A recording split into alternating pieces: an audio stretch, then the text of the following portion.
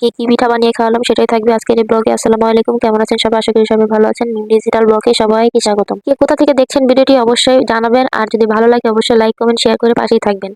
তো এই যে দুপুর থেকে রান্না শুরু করে দিয়েছিলাম। তো আজকে দুপুরে রান্না করব হচ্ছে লাউ। তো এই দেখেন লাউটা কিন্তু অনেক কচি ছিল, আর লাউটা দেখে কিন্তু আমার অনেক ভালো লাগছিল, কারণ লাউ যদি কচি হয় তাহলে কিন্তু তরকারিটা অনেক ভালো লাগে, লাউয়ের তরকারিটা অনেক ভালো লাগে। তো লাউ রান্না করবো হচ্ছে লাউয়ের ছোলা রান্না করব। আর আপনারা ছোলা ভাজি তো সবাই খান, আমার মনে হয় যে লাউয়ের ছোলাতে কিন্তু প্রচুর পরিমাণে ভিটামিন থাকে। আমি কিন্তু কখনো লাউয়ের ছোলা ফেলে দিই না।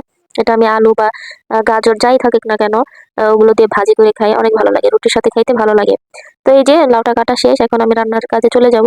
তো মশলাটা কষাই দিছিলাম, আর হচ্ছে এখানে মাছের মাথা দিয়ে রান্না করবো লাউটা। আমার ভিডিও যারা দেখেন তারা অবশ্যই বলবেন যে আমার রান্নার কাজ বা রান্নাগুলো কেমন লাগে আপনাদের কাছে, অবশ্যই আমাকে জানাবেন। মাছটা কষানো শেষ, এখন লাউটা দিয়ে ভালো মতো নাড়াচাড়া দিয়ে একটু ঢাকনা দিয়ে ঢেকে দিব।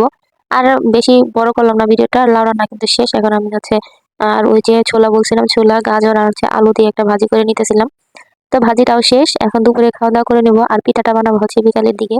তো এই যে খাইতেছিলাম, তো ভাজিটা তো আসলে সেই মজা হয়েছিল মাশাল্লাহ। তো দুপুরে রান্না বান্না করে খাওয়া দাওয়া করে এখন পিঠা বানানোর প্রস্তুতি নিতেছি। এখানে গুড়গুলো আমি ভালো মতো কুচি কুচি করে কেটে নিতেছিলাম। আর গুড় কাটবো আর গুড় খাবো না, এটা তো হতেই পারে না। সেই ছোটবেলার কথা মনে পড়ে গেল যে মা যখন গুড় কাটছে তখন কিন্তু আমরা টুকটুক করে মুখে দিছি। আর নারকেলটাও আমি এখন ভালো মতো কেটে তারপরে নারকেলের থেকে যে পানিটা হয় সেই পানিটা বের করে নিতেছিলাম, এটা নাকরের সাহায্যে। এটা কিন্তু আমরা নাকর বলি আমাদের এলাকাতে। তো আপনাদের ওইখানে কে কি বলেন অবশ্যই কমেন্টের মাধ্যমে জানাবেন। তো নাকর দিয়ে হচ্ছে নারকেলের মুখটা আমার ছিদ্রি করা শেষ, এখন পানি বের করে নিবো। আর মাশাল্লাহ অনেক পানি হয়েছিল, প্রায় আধা কেজির মতো। এই গ্লাসটা কিন্তু অনেক বড়, দেখেন কত পানি বের হইতেছে। অনেক পানি হয়েছিল আর কি, আর পানিটাও কিন্তু মজাই ছিল, বেশি একটা খারাপ ছিল না।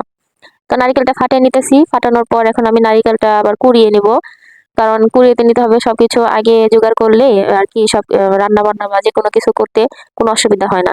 তো আমি চেষ্টা করি সবসময় সবকিছু আগে জোগাড় করে তারপরে রান্নার কাজ করার জন্য, বা পিঠা যাই করি না কেন সবকিছু করার জন্য। তো এই যে নারকেলটা ফাটানো শেষ, এখন আমি কুড়িয়ে নিতেছিলাম। তো এই যে এরকম করে কুড়িয়ে যখন আমার আম্মু ছোটবেলায় মানে পিঠা বানাইতো, বা এখনো পিঠা বানাই, যখন কুড়াই নারকেল গুলা, তখন কিন্তু আসলে এরকম করে খাইতে অনেক ভালো লাগে। আর তাই আমি একটু খেয়ে নিলাম। আর এখন হচ্ছে ভাপা পিঠা বানানোর যে গুঁড়ি নিছি, লবণ দিয়ে একটু মাখিয়ে নিলাম। আর এটা ভালো মতো ভাপা পিঠার যেভাবে বানায় আর কি, ছাঁকনিতে চেলে নিব, একটু পানি দিয়ে ভালো মতো মথে নিব আর কি। তো এই যে আমি লবণটা ভালো মতো মিশাইতেছিলাম। তো অবশ্যই বলবেন আমার ভিডিওগুলো আপনাদের কেমন লাগে। আর যদি ভালো লাগে অবশ্যই লাইক কমেন্ট শেয়ার করে পাশে থাকার চেষ্টা করবেন। আমিও যেন ফেসবুক থেকে আপনাদের মতো সফলতা অর্জন করতে পারি সেই কামনাই করি। সকলে আমরা এগিয়ে যাবো একসাথে। আর ফেসবুক মানে হচ্ছে ভালোবাসার জায়গা, ভালোবাসা দিলে কিন্তু এখানে ভালোবাসা পাওয়া যায়। এটা কিন্তু কখনো মিথ্যা হবে না যে ফেসবুকে ভালোবাসা দিলে ভালোবাসা পাওয়া যাবে না, এটা কেউ কেউ কিন্তু বলতে পারবে না কেন। তো আপনাদের সাথে কথা বলতে বলতে এই যে আমার আটাটা কিন্তু মুষ্টি বেঁধে আসছে। তো এখন আমি এটা ভালো মতো চেলে নিব। এই যে আমি ভালো মতো চেলে নিতেছিলাম, এরকম করে চালতেও কিন্তু অনেক ভালো লাগে। আমার মা আগে চালনি দিয়ে চালতো, মানে যে সরিষা যে চালে সেই চালনি দিয়ে। আর এখন ডিজিটাল যুগে আর কি এই চালনি দিয়ে আর কি সবাই চালে। তো পানিটাও কিন্তু গরম বসাই দিছি আমি, আর পানিটা গরম হতে হতে আমি এখানে পিঠার যে এটা আমি রেডি করে নিব। তো এই যে প্রথমে একটু চালের গুঁড়ি দিয়ে তারপরে গুড় দিলাম, তারপরে আবার আবার একটু চালের গুঁড়ি দিয়ে আবারও কিন্তু আমি গুড় আর হচ্ছে নারকেল দিব। এরকম ভাবে দুই ভাবে আমি হচ্ছে গুড়টা দিছি, কারণ একটু মিষ্টি বেশি দেওয়ার জন্য। আমার আব্বু কিন্তু অনেক মিষ্টি পছন্দ করে, এমনকি আমাদের শ্বশুর বাড়ির সবাই কিন্তু মিষ্টি অনেক পছন্দ করে, আপনাদের ভাইয়াও পছন্দ করে। এই জন্য কিন্তু মিষ্টির পরিমাণটা বেশি দেওয়া হইতেছে।